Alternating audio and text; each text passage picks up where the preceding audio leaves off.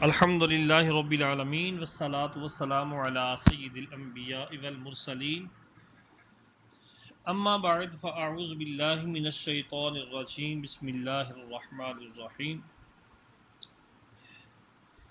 صاحب بہار شریعت صدر شریعہ بدر الطریقہ حضرت علامہ مولانا مفتی محمد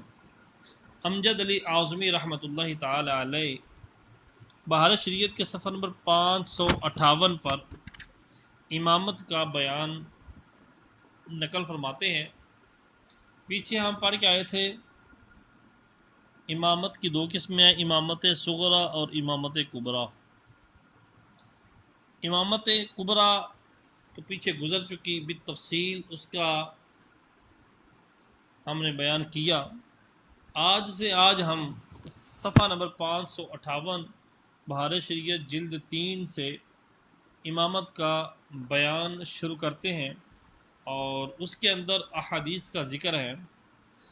برکت حاصل کرنے کے لیے کچھ احادیث آپ کے سامنے پیش کرتا ہوں۔ حدیث نمبر 1 ابو داؤد ابن عباس رضی اللہ تعالی عنہما سے راوی ہیں کہ رسول اللہ صلی اللہ تعالی علیہ وآلہ وسلم نے فرمایا، تم میں کے اچھے لوگ اذان کہیں اور قراء امامت کریں، کہ اس زمانہ میں جو زیادہ قرآن پڑھتا ہو وہی علم میں زیادہ ہوتا۔ سرکار علیہ الصلوۃ والسلام کے دور مبارک کی بات ہوئی۔ حدیث نمبر 2 صحیح مسلم کی روایت ابو سعید خدری رضی اللہ تعالی عنہ سے ہے کہ امامت کا زیادہ مستحق اقرا ہے، یعنی زیادہ قرآن پڑھنے والا۔ حدیث نمبر 3 ابو شیخ کی روایت ابو ہریرہ رضی اللہ تعالی عنہ سے ہے کہ فرمایا، امام و مؤذن کو ان سب کی برابر ثواب ہے جنہوں نے ان کے ساتھ نماز پڑھی ہے۔ حدیث نمبر 4 ابو داؤد و ترمذی روایت کرتے ہیں کہ ابو عطیہ عقیلی کہتے ہیں کہ مالک بن حویرث رضی اللہ تعالی عنہ ہمارے یہاں آیا کرتے تھے۔ ایک دن نماز کا وقت آ گیا، ہم نے کہا آگے بڑھیے، نماز پڑھائیے۔ فرمایا، اپنے میں سے کسی کو آگے کرو کہ نماز پڑھائے، اور بتا دوں گا کہ میں کیوں نہیں پڑھاتا۔ میں نے رسول اللہ صلی اللہ تعالی علیہ وآلہ وسلم سے سنا ہے کہ فرماتے ہیں، جو کسی قوم کی ملاقات کو جائے تو ان کی امامت نہ کرے، اور یہ چاہیے کہ انہی میں کا کوئی امام امامت کرے۔ حدیث نمبر 5 ترمذی ابو امامہ رضی اللہ تعالی عنہ سے راوی کے حضور صلی اللہ علیہ وآلہ وسلم نے فرمایا کہ 3 شخصوں کی نماز کانوں سے متجاوز نہیں ہوتی۔ نمبر 1 بھاگا ہوا غلام یہاں تک کہ واپس آئے، اور جو عورت اس حال میں رات گزارے کہ اس کا شوہر اس سے ناراض ہے، اور کسی گروہ کا امام کہ وہ لوگ اس کی امامت سے کراہیت کرتے ہوں، یعنی کسی شرعی قباحت کی وجہ سے اس سے کراہیت کرتے ہوں۔ نمبر 6 ابن ماجہ کی روایت ابن عباس رضی اللہ تعالی عنہما سے یوں ہے کہ 3 شخصوں کی نماز سر سے ایک بالشت بھی اوپر نہیں جاتی۔ ایک وہ شخص کہ قوم کی امامت کرے اور وہ لوگ اس کو برا جانتے ہیں، اور وہ عورت جس نے اس حالت میں رات گزاری کہ اس کا شوہر اس پر ناراض ہے، اور 2 مسلمان بھائی باہم ایک دوسرے کو کسی دنیاوی وجہ سے چھوڑے ہوں۔ حدیث نمبر 7 ابو داود ابن ماجہ رضی اللہ تعالی عنہ ابن عمر رضی اللہ تعالی عنہما سے روی ہے کہ فرماتے ہیں سرکار صلی اللہ تعالی علیہ وآلہ وسلم 3 شخصوں کی نماز قبول نہیں ہوتی: جو شخص قوم کے آگے ہو یعنی امام ہو اور وہ لوگ اس سے کراہیت کرتے ہوں، اور وہ شخص کہ نماز کو پیٹھ دے کر آئے یعنی نماز فوت ہونے کے بعد پڑھے، اور وہ شخص جس نے آزاد کو غلام بنایا۔ نمبر 8، امام احمد و ابن ماجہ سلامہ بنت الحر رضی اللہ تعالی عنہما سے راوی کہ فرماتے ہیں صلی اللہ علیہ وآلہ وسلم قیامت کی علامت سے ہے کہ باہم اہل مسجد امامت تک ایک دوسرے پر ڈالیں گے، کسی کو امام نہیں پائیں گے کہ ان کو نماز پڑھاوے، یعنی کسی میں امامت کی صلاحیت نہ ہوگی۔ اللہ اکبر۔ حدیث نمبر 9، بخاری کے علاوہ صحاح 6 میں عبداللہ بن مسعود رضی اللہ تعالیٰ عنہ سے مروی کہ فرماتے ہیں صلی اللہ تعالیٰ علیہ وآلہ وسلم کسی کے گھر یا اس کی سلطنت میں امامت نہ کی جائے، نہ اس کی مسند پر بیٹھا جائے مگر اس کی اجازت سے۔ حدیث نمبر 10، بخاری و مسلم وغیرہما ابو ہریرہ رضی اللہ تعالی عنہ سے راوی کہ فرماتے ہیں صلی اللہ علیہ وآلہ وسلم جب کوئی اوروں کو نماز پڑھائے تو تخفیف کرے کہ ان میں بیمار اور کمزور اور بوڑھا ہوتا ہے، اور جب اپنی پڑھے تو جس قدر چاہے طول دے۔ حدیث نمبر 11، امام بخاری ابو قتادہ رضی اللہ تعالی عنہ سے راوی کہ حضور صلی اللہ علیہ وآلہ وسلم فرماتے ہیں کہ میں نماز میں داخل ہوتا ہوں اور طویل کرنے کا ارادہ رکھتا ہوں کہ بچے کے رونے کی آواز سنتا ہوں، لہذا نماز میں اختصار کر دیتا ہوں کہ جانتا ہوں اس کے رونے سے اس کی ماں کو غم لاحق ہوتا ہے۔ حدیث نمبر 12، صحیح مسلم میں ہے، انس رضی اللہ تعالی عنہ کہتے ہیں کہ ایک دن رسول اللہ صلی اللہ علیہ وسلم نے نماز پڑھائی، جب پڑھ چکے ہماری طرف متوجہ ہو کر فرمایا: اے لوگو، میں تمہارا امام ہوں، رکوع سجود قیام اور نماز سے پھرنے میں مجھ پر سبقت نہ کرو کہ میں تم کو آگے اور پیچھے سے دیکھتا ہوں۔ حدیث نمبر 13،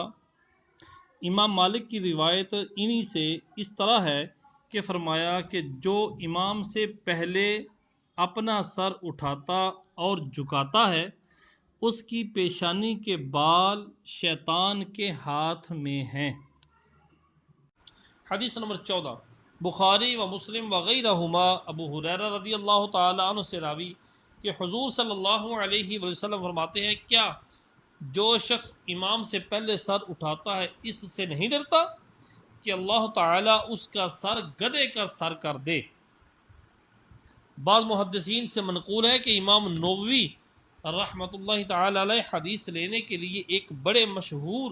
شخص کے پاس دمشق میں گئے اور ان کے پاس بہت کچھ پڑھا، مگر وہ پردہ ڈال کر پڑھاتے۔ مدتوں تک ان کے پاس بہت کچھ پڑھا مگر ان کا منہ نہ دیکھا۔ جب زمانہ دراز گزرا اور انہوں نے دیکھا کہ ان کو حدیث کی بہت خواہش ہے تو ایک روز پردہ ہٹا دیا، دیکھتے کیا ہے کہ ان کا منہ گدھے کا سا ہے۔ انہوں نے کہا صاحب زادے، امام پر سبقت کرنے سے ڈرو کہ یہ حدیث جب مجھ کو پہنچی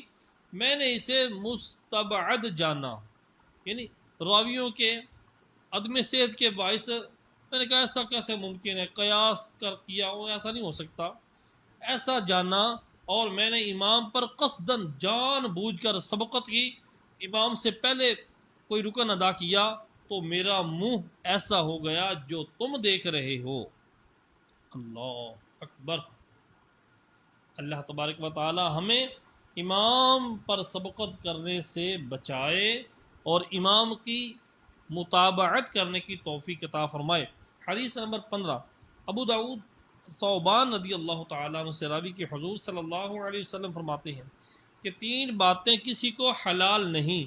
جو کسی قوم کی امامت کرے تو ایسا نہ کرے کہ خاص اپنے لیے دعا کرے، انہیں چھوڑ دے، ایسا کیا تو ان کی خیانت کی، اور کسی کے گھر اندر بغیر اجازت نظر نہ کرے، اور ایسا کیا تو ان کی خیانت کی، اور پاخانہ پیشاب روک کر نماز نہ پڑھے بلکہ ہلکا ہو لے،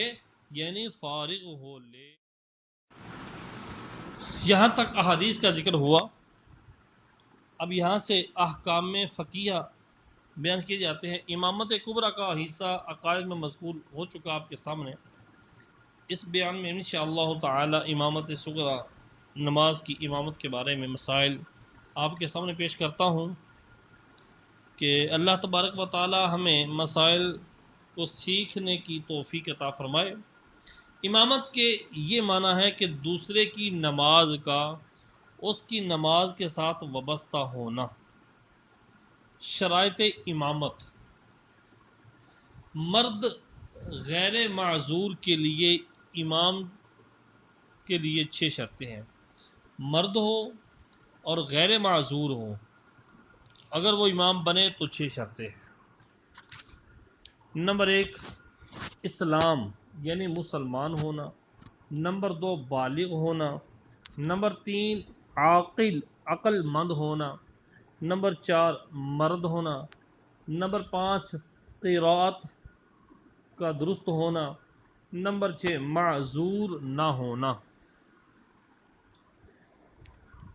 مسئلہ نمبر 2، عورتوں کے امام کے لیے مرد ہونا شرط نہیں، عورت بھی امام ہو سکتی ہے اگرچہ کہ یہ مکروہ ہے۔ مسئلہ نمبر 3، نابالغوں کے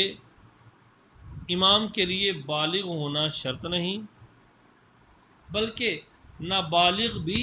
نابالغوں کی امامت کر سکتا ہے اگر سمجھدار ہو۔ مسئلہ نمبر 4، معذور اپنے مثل، اپنے جیسے یا اپنے سے زائد عذر والے کی امامت کر سکتا ہے، کم عذر والے کی امامت نہیں کر سکتا، یعنی اپنے سے کم عذر والا کوئی ہے تو اس کی امامت یہ معذور نہیں کر سکتا۔ اور اگر امام و مقتدی دونوں کو 2 قسم کے عذر ہوں، امام اور مقتدی دونوں کو 2 قسم کے عذر ہوں، مثلا ایک کو ریاح کا مرض ہے، دوسرے کو قطرے آنے کا، تو ایک دوسرے کی امامت نہیں کر سکتے۔ مسئلہ نمبر 5،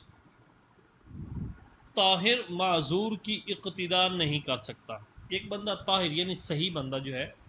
صحیح سالم بندہ، وہ معذور شرعی کی اقتداء نہیں کر سکتا، اس کے پیچھے نماز نہیں پڑھ سکتا، جبکہ حالت وضو میں حدث پایا گیا۔ طاہر بندہ جو معذور کی اقتداء نہیں کر سکتا وہ پاک ہے، اور معذور جو ہوتا ہے وہ تو شرعی معذور ہے، تو اب جب حالت وضو میں حدث پایا گیا ہو، یعنی یہ جو طاہر ہے اگر تو اس کو حدث لاحق ہوا ہے، جی طاہر معذور کی اقتداء نہیں کر سکتا جبکہ حالت وضو میں حدث پایا گیا یا بعد وضو وقت کے اندر وہ عذر طاری ہوا ہو، اگرچہ نماز کے بعد، اور اگر نہ وضو کے وقت حدث تھا معذور کو، نہ وقت ختم ہونے تک اس نے عود کیا، اس عذر نے عود کیا ہو، لوٹ کر نہ آیا ہو، تو یہ نماز جو اس نے انقطاع پر پڑھی ہے اس میں تندرست اس کی اقتداء کر سکتا ہے۔ نمبر 6، معذور اپنے مثل معذور کی اقتداء کر سکتا ہے۔ معذور اپنے ہی مثل معذور کی اقتداء کر سکتا ہے، اس کے پیچھے کھڑا ہو کے نماز پڑھ سکتا ہے، اور ایک عذر والا 2 عذر والے کی اقتداء نہیں کر سکتا، کیونکہ یہ اس سے بہتر ہے نہ ایک عذر والا دوسرے عذر والے کی اور دو عذر والا ایک عذر والے کی اقتداء کر سکتا ہے۔ جس کو دو عذر لاحق ہوں وہ اس بندے کے پیچھے نماز پڑھ سکتا ہے جس کو ایک عذر لاحق ہو، جبکہ وہ ایک عذر اسی کے دو میں سے ہو۔ مثال کے طور پر ایک بندے کو ریح اور قطرے کا مرض ہے، یہ دو عذر ہے، اور جو آگے کھڑا ہے اس کو صرف قطرے کا مرض ہے یا صرف ریح کا مرض ہے۔ جی، مسئلہ نمبر 7، معذور نے اپنے مثل دوسرے معذور اور صحیح کی امامت کی۔ معذور بندے نے اپنے مثل کی اور ایک تندرست بندے کی امامت کی تو جو صحیح ہے اس کی نماز نہ ہوگی،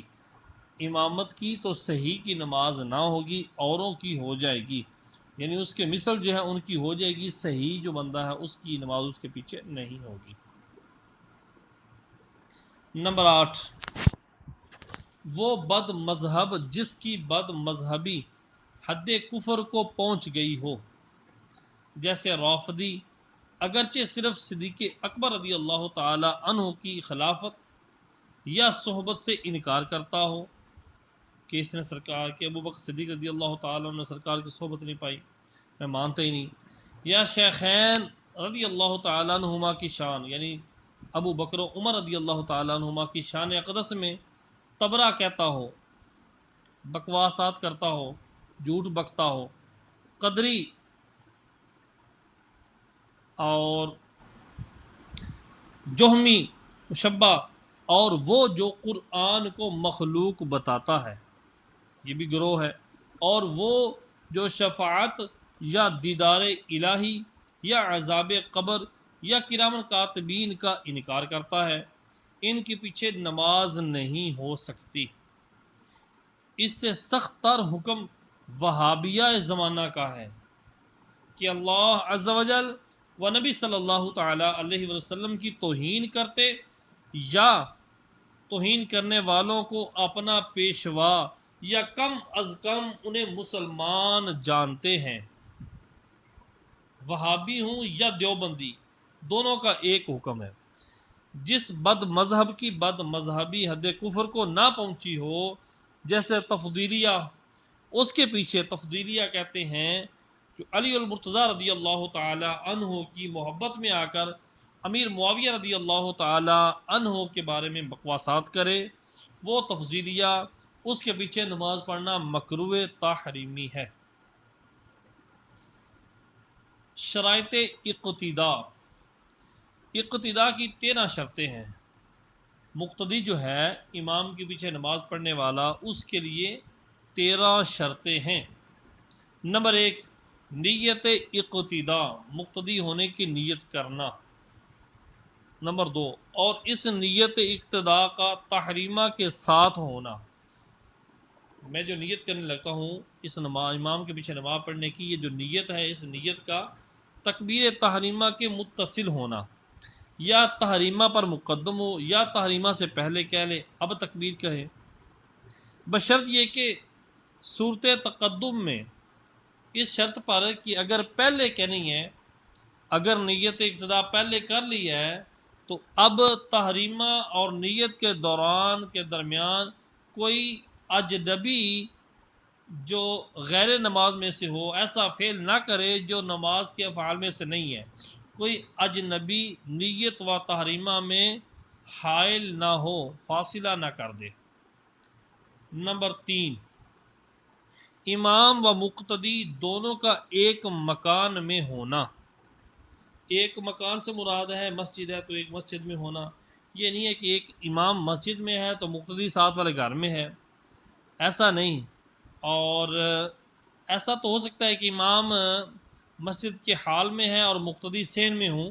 یہ تو ٹھیک ہے، لیکن ایسا نہیں ہے کہ امام مسجد میں اور مقتدی ساتھ والے گھروں میں ہوں، تو یہ نماز میں اقتداء نہیں ہوگی۔ نمبر 4، دونوں کی نماز ایک ہو یا امام کی نماز نماز مقتدی کو ضمن میں ہو، دونوں کی نماز ایک ہو، مثال کے طور پر دونوں فرض پڑھ رہے ہیں اور دونوں ظہر کے فرض، دونوں عصر مغرب عشاء فجر دونوں ایک نماز پڑھ رہے ہیں، یا پھر امام کی نماز نماز مقتدی کو ضمن میں لیے ہوئے ہو یعنی امام اگر ظہر کے فرض پڑھ رہا ہے تو مقتدی اس کے پیچھے نفل نیت کر ہو تو یہ بھی ٹھیک ہے، کیونکہ امام کی نماز مقتدی کی نماز کو اپنے ضمن میں لے لے گی۔ امام کی نماز مذہب مقتدی پر صحیح ہونا، یعنی جو امام کی نماز ہے مقتدی کے مذہب پر صحیح ہو۔ اگر مقتدی حنفی ہے تو امام کا حنفی ہونا ضروری ہے، امام شافعی ہے تو امام کا شافعی ہونا ضروری ہے، یہ مراد ہے۔ اور امام و مقتدی دونوں کا اسے صحیح سمجھنا، جو نماز پڑھ رہے ہیں تو امام کا اپنی نماز کو صحیح سمجھنا اور مقتدی کا اپنی نماز کو صحیح سمجھنا اور مقتدی کا امام کی نماز کو صحیح جاننا،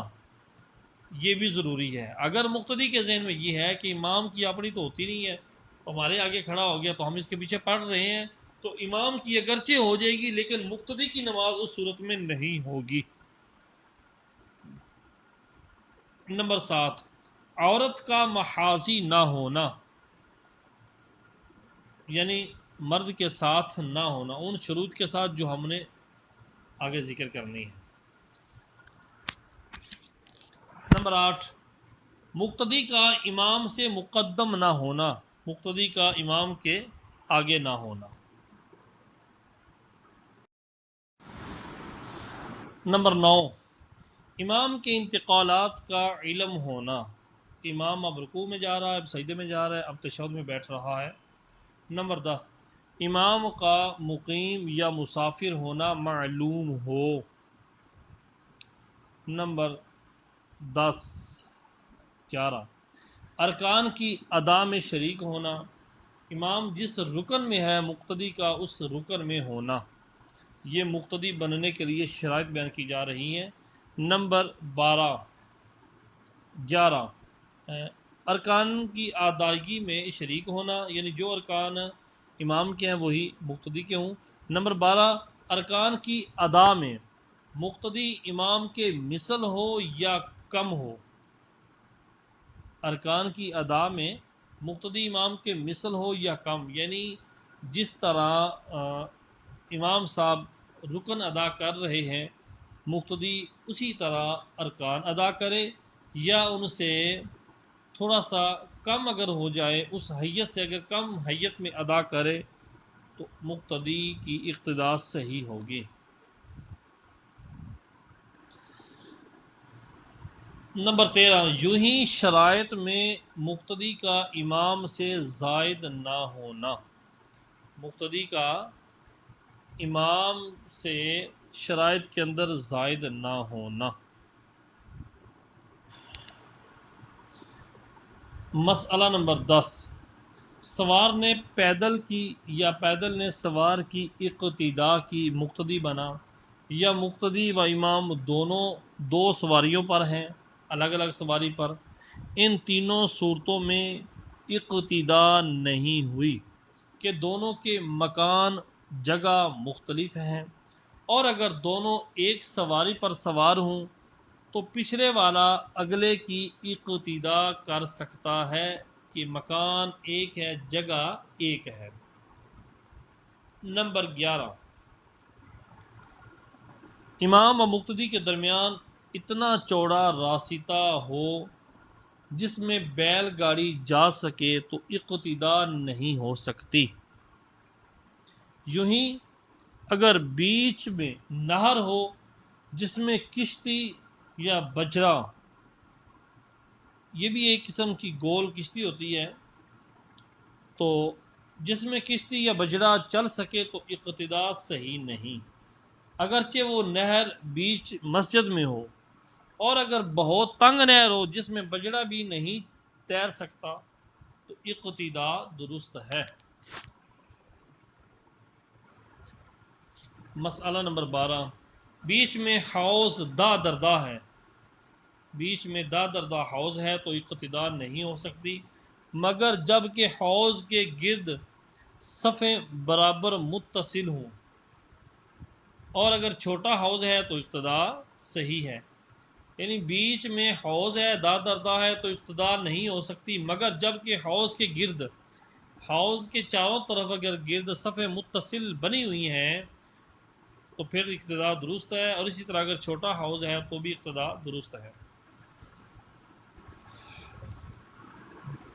نمبر 13، بیچ میں چوڑا راستہ ہے مگر اس راستے میں صف قائم ہو گئی۔ بیچ میں چوڑا راستہ ہے تو اس راستے میں اگر صف قائم ہو گئی، مثلا کم سے کم 3 شخص کھڑے ہو گئے، تو ان کے پیچھے دوسرے لوگ امام کی اقتدا کر سکتے ہیں، بشرط یہ کہ ہر 2 صف اور صف اول و امام کے درمیان بیل گاڑی نہ جا سکے۔ یعنی اگر راستہ زیادہ چوڑا ہو کہ ایک سے زیادہ صفیں اس میں ہو سکتی ہیں، تو اتنی ہو لیں کہ 2 صفوں کے درمیان بیل گاڑی نہ جا سکے۔ یوں ہی اگر راستہ لمبا ہو، یعنی مثلا ہمارے ملکوں میں پورب پچھم، مشرق و مغرب ہو، تو بھی ہر 2 صف میں اور امام و مقتدی میں وہی شرط ہے کہ اتنا چوڑا راستہ نہ ہو جس میں بیل گاڑی گزر سکے۔ نمبر 14، نہر پر پل ہے اور اس پل پر صفیں متصل ہوں، تو امام اگرچہ نہر کے اس طرف ہے، اس طرف والا اس کی اقتدا کر سکتا ہے۔ نمبر 15، میدان میں جماعت قائم ہوئی، اگر امام مقتدی کے درمیان اتنی جگہ خالی ہے کہ اس میں 2 صفیں قائم ہو سکتی ہیں، تو اقتدا صحیح نہیں ہے۔ بڑی مسجد مثلا مسجد قدس کا بھی یہی حکم ہے۔ نمبر 16، بڑا مکان میدان کے حکم میں ہے، اور اس مکان کو بڑا کہیں گے، اس مکان کو بڑا کہیں گے جو 40 ہاتھ کا ہو۔ نمبر 17، مسجد